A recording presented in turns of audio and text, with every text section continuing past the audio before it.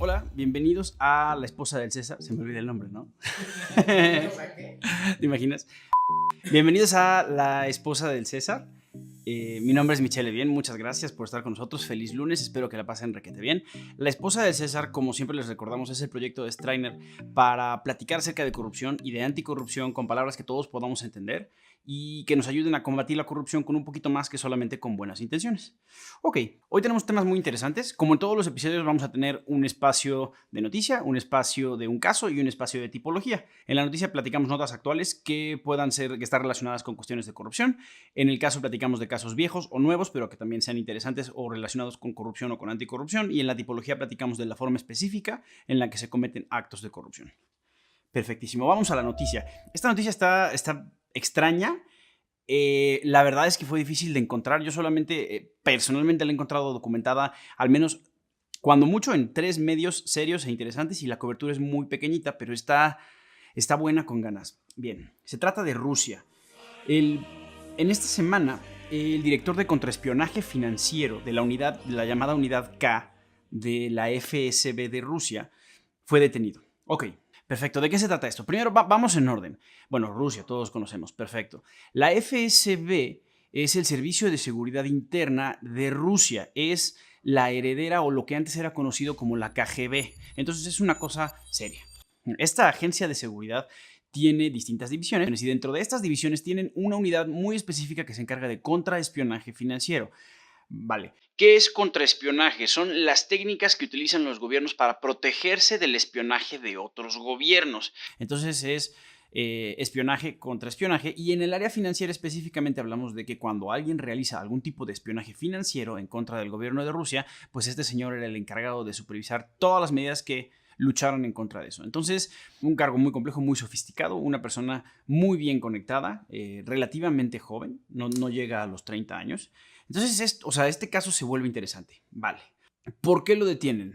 Lo detienen, lo que se ha publicado en las noticias y hasta hoy solo está documentado eso, es que lo detienen por presuntos actos de sobornos a gran escala, que no es lo mismo que corrupción mayor. Cuando hablamos, ya lo platicamos en otros episodios, corrupción mayor implica violación de derechos humanos y la violación genera beneficios de aproximadamente $10,000. Corrupción a gran escala no es una tipología ni siquiera académica ni doctrinaria, entonces a lo que se refieren es pagar o recibir sobornos por cantidades muy grandes. Ok, y aquí es donde se pone más interesante. Aparentemente el arresto de Cherkalin está relacionado con el caso del Banco Yugra. El Banco Yugra es un banco ruso cuyo director está acusado por el Banco Central de Rusia de realizar abuso de confianza. Abuso de confianza es cuando te dan un cargo y te llevas dinero de ese cargo, lo que conocemos como peculado también, dependiendo del sector.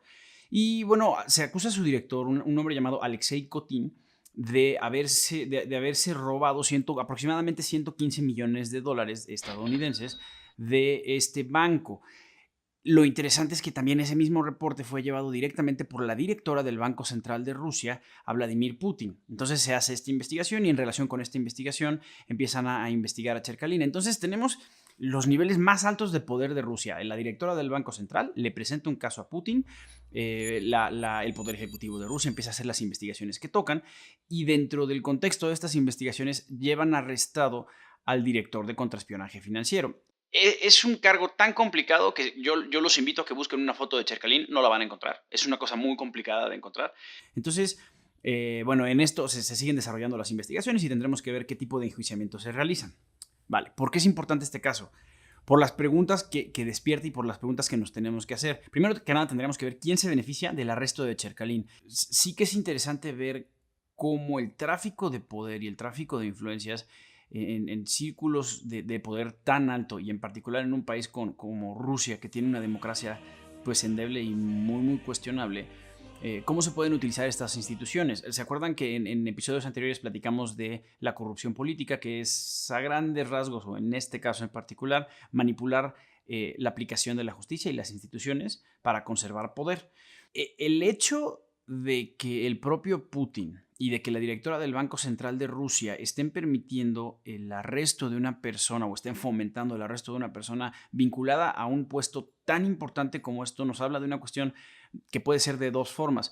Un caso de corrupción muy alarmante, muy grande y muy complicado que necesariamente tiene que salir a la luz, o el cruce de otros intereses. La verdad es que al día de hoy no sabemos por qué, todavía no se ha enjuiciado esta persona, al día de hoy solo son acusaciones, pero tendremos que seguir la investigación y ver cómo se va desenlazando. Bien, pues pasemos al caso. Como en otros episodios vamos a mezclar un poquito las cosas. En este episodio el caso y la tipología vienen de la mano. Y bueno, ¿por qué? Porque es interesante y es relevante para lo que nos toca. El caso que nos toca platicar hoy es el caso llamado Hijos e Hijas, en el que está involucrado JP Morgan Chase. Perfecto, JP Morgan Chase es un banco privado de Estados Unidos, muy grande, como ya todos ustedes saben. Vale, en 2016 se acusa a JP Morgan Chase y se hacen investigaciones e inclusive se llega a una conclusión por presuntos actos de corrupción. ¿En qué termina esto? En que, bueno, JP Morgan paga una multa de $265 millones al Departamento de Justicia y a la Comisión de Valores de Estados Unidos.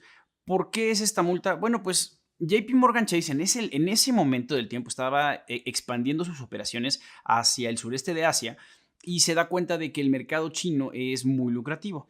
Entonces, entre otras cosas, algo de lo que tenemos que saber es que todas las empresas en China tienen una especie de puesto obligatorio por ley, que es algo así como un auditor, como un comisario, y ese comisario tiene que ser una persona del gobierno. Entonces, en todas las empresas chinas que existan, tiene que haber un funcionario público y tiene que haber participación del gobierno. Entonces, todas las empresas chinas son de gobierno, de alguna u otra manera, en mayor o menor medida. Ok, entonces JP Morgan Chase se acerca a distintas empresas normales, empresas que tienen mayor participación de gobierno, o inclusive se acerca a distintas dependencias del gobierno chino para empezar a ofrecerles productos financieros. A veces son préstamos, a veces son financiamientos, a veces son instrumentos financieros, inversiones, distintas cuestiones. Y para vender estos productos se topa con la gran cultura china, que es, bueno, esta cuestión de los sobres rojos, estas tradiciones bastantes cuestionables en las que, pues, la versión reducida es que en China el soborno es una práctica muy común. Ok, lo que hace JP Morgan Chase al ser una entidad auditada es que se tiene que cuidar muchísimo de no hacer cosas ni siquiera que parezcan malas, esto de evitar la apariencia de lo indebido. Entonces lo que deciden hacer es buscar otra vía o buscarlo de otra manera. Eventualmente lo que sucedió es que sí, a JP Morgan Chase le dieron los contratos y las cuentas que querían manejar con el gobierno y con las empresas chinas, y el resultado es que casualmente empezaron a contratar a personas de nacionalidad china para hacer pasantías y para hacer puestos clave dentro de la matriz del banco en Manhattan. Y estos cargos o estas pasantías o estos puestos se los estaban dando casualmente a los hijos y las hijas de los funcionarios chinos a los que les tocaba decidir si les tocaba este contrato o no. Entonces, ¿por qué esto es corrupción? Bueno, aquí nos encontramos con dos delitos en particular que se vuelven uno solo. Es tráfico de influencias y cohecho. Cohecho es el soborno. ¿Por qué es tráfico de influencias? Porque estamos utilizando una posición de privilegio para generar otra posición de privilegio o para generar más privilegios, que en este caso la posición de privilegio es el cargo para los hijos y el cargo del funcionario público. Y es cohecho porque a cambio de generar el beneficio indebido para el banco, el funcionario público está recibiendo un beneficio y también indebido para sí, o en este caso para sus hijos o para sus hijas. Y bueno, como les comenté, en lo que terminó esto es que las investigaciones sacaron esto a la luz y el banco tuvo que pagar esta multa gigantesca. Los mismos funcionarios en su momento tuvieron sus sanciones. No nos podemos olvidar de que en China los actos de corrupción pueden llevar a inclusive pena de muerte. Entonces es interesante ver esta tipología, ver este caso y ver la forma en la que llevó desenlace. Como les comento, en 2016 no mataron a nadie, afortunadamente, pero sí tuvo consecuencias graves en cuestión de dinero y en cuestión de riesgo para los funcionarios del banco, para los funcionarios públicos, inclusive para los propios hijos de los funcionarios públicos. Es relevante esto, ¿por qué? Porque hay que ver que no nada más es corrupción el recibir el beneficio el recibir el beneficio directamente, sino que también cuando indirectamente recibo algún tipo de beneficio, que en este caso es para mi hijo recibir un trabajo, también estamos ante actos de corrupción.